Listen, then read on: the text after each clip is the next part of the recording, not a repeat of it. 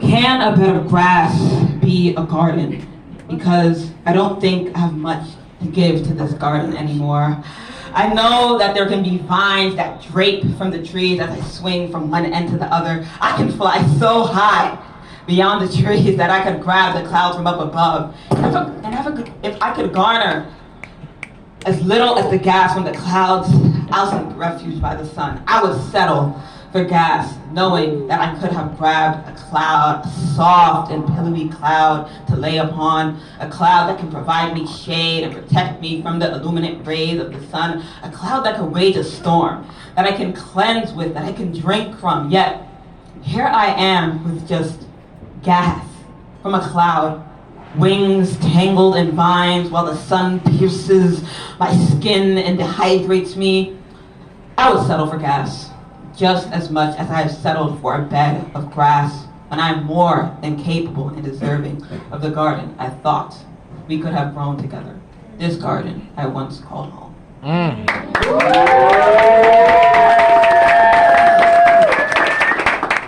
Home used to be this garden, a place of respite, may I add. Before you, home was a garden shed with very little light and dying wildlife, being told what to pick or what to prod, what to water or where to hide malnourished me until I managed to escape. Escaping. I found nourishment within the presence of the sun and isolate. I found nourishment within the presence of the sun and within isolation the more I did. But I fear I have done so much of it that I might not have a place to stay tonight, so dark, so placid. Yet the nuisances of the day come speeding like rapid fire, racing through my mind of mine that no one seems to understand. This vast and fickle mind of mine I have always reprimanded. Before you, I could be lost, go on a tangent, no judgment in sight. I could be without question in your presence. You could do so in mine. We flourished and danced to each other's melodies, and I began to sink deep into your quicksand. And I tried my best to pull myself out, as I didn't want to fall into this garden that began to sprout much sooner than I had anticipated, until you sunk into my quicksand so adamantly. I felt the caress of yours from afar, and your words of affirmation I hummed along to like a song. The birds couldn't get enough of me. I couldn't get enough of you. This bed of grass I imagined all along, I longed to have you beside me as I lay in it this time. So abruptly, companionship suited me more than lonesomeness did. Never did I expect so abruptly of your departure in this bed of grass that you slept in. Never did I expect for betrayals to follow me along your trail. Abrupt must be a part of your extensive vocabulary along with the rest of your intentions and your chivalry. Here I was, back to the end, back to my doubts, back to my worries and concerns, back to thinking this is too good to be true. Disappointment is what I least expected already, but I never expected it from you.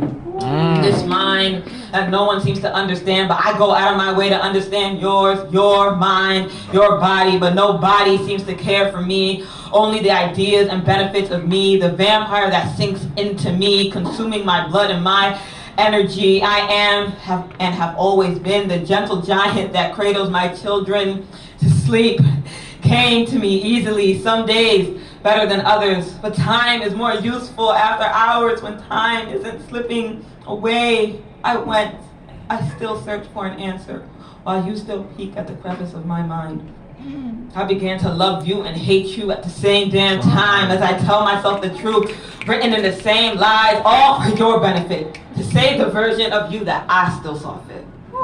Defended your behaviors of coldness and negligence. I think you might be the bad guy, maybe the worst guy of them all. The bad weeds began to take up all my garden's nutrients.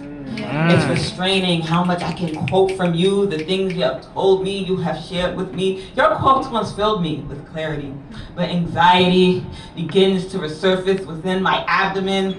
Once again, you're good. You're so good at loving that it hurts, not in the best ways. And I loved you so much that I endured the pain and suppressed the effects of your betrayal, of your decision making. So suddenly, you're not what I anticipated, but all I heard is I wasn't good enough. Your love will remain conditional to everyone on your path that loves you as you claim to love them. And you know love and the means to pierce my soul with your love bombing arrows. I fell for you. I hope your companions and lovers see right through you as I do now. Past your affections and your yearning, past your torments and burdens, because it's clear you haven't learned from the past you so endlessly tried to escape. Shape-shift yourself, mold yourself to remain mystique. Mold yourself into what you want everyone else to see. I envied you and your kind heart when I knew at first glance I should have been worried. Why does everyone else need your saving? Maybe all we ever will be is grass that lie about becoming trees. For once, I wish liars told me the truth. For once, myself included.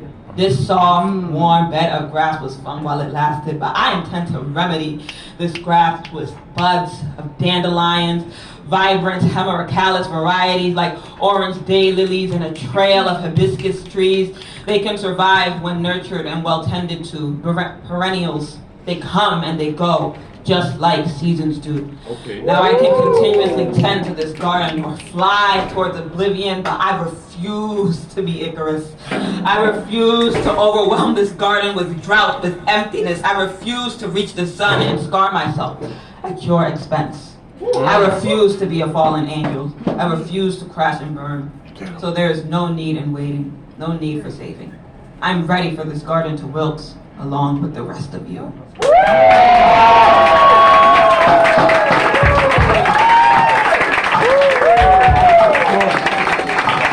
my gosh, thank y'all. Yeah, that one was a heavy one. Every time I perform it, I just get that weight of the past lifted off my shoulders, you know.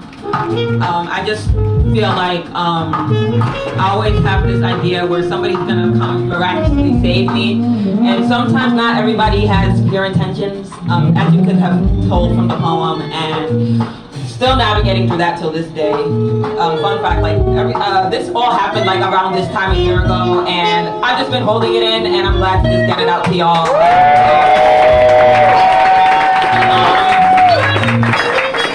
Before I get into this next piece, I just want to kind of like acknowledge, you know, it's Mental Health Month, and I just feel like it's very important to acknowledge that we are not alone, and it's okay not to be okay. Like that poem is heavily influenced by the anxiety that I've experienced, like very, very severe chronic anxiety that I still go through, and it's nerve-wracking, it's painful, because I think it's on top of being a chronic overthinker, it's just like I'm heavily critical of myself, and knowing that, you know, I'm here to be on this stage and fully just unleash myself and be as vulnerable and just not be afraid to walk on eggshells. It's invigorating. Like, so this last piece is going to be some new shit. And it's kind of like, I would say it's like the last two pieces intertwining and molding into one, if that makes sense. So yeah, it's gonna get deep. So prepare for the ride. It's untitled, but so please bear with me. It's still a very rough track.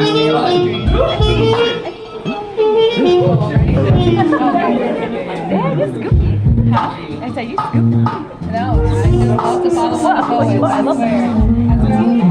Why you ain't tell me you wear it? Okay. Jesse, your post. A grown child and a young adult, bodies intertwined in this occupied bedroom for one, becoming the occupied bedroom for two, by night falling into frivolous thoughts and unwarranted fascinations. I dread early morning shifts because that means I actually have to get my shit together. I was paying attention. I was on point. Mold the many of me and you into one, a lemonade gamma in a young adult body in this occupied bedroom of thoughts. My hiding places, they always had a way of falling apart, just how I like it. Disappointment was never an afterthought. Only after dark, frivolous thoughts and unwarranted fascinations reside impatiently. Maybe that is my way of indulging in forbidden fruits, sometimes bitter, sometimes write just how I like. I admit I indulge in fantasies that are no longer reality, filled with faulty declarations of love and security. I allow the past to chase me, and my ability to slow down in dreams is my way of allowing the monsters to come after me. You indulge me, and I surrender. My frivolous thoughts and unwarranted fantasies comprise of you and me, torturing myself yet replenishing my body, cold and limp, while your fingers are gaining on me. The absence of your touch fulfills the presence of this bed, no longer occupied of either me or you. My yearning is my monster eating me alive, secretly hoping I don't outrun them, secretly hoping it tames me, contains me, restrains me, grips me just how I like, long enough for these frivolous and unwarranted thoughts to end. I'm beyond a hypocrite, barely a mess that we made. I am no adult, but just a child in this lifeless body, this bedroom I am bounded to by you. What you have is the me that yearns to hate you passionately, loudly, so proudly. I'm not yours, mine, or ours, but I can keep you safe here in these frivolous and unwarranted fascinations. Poem.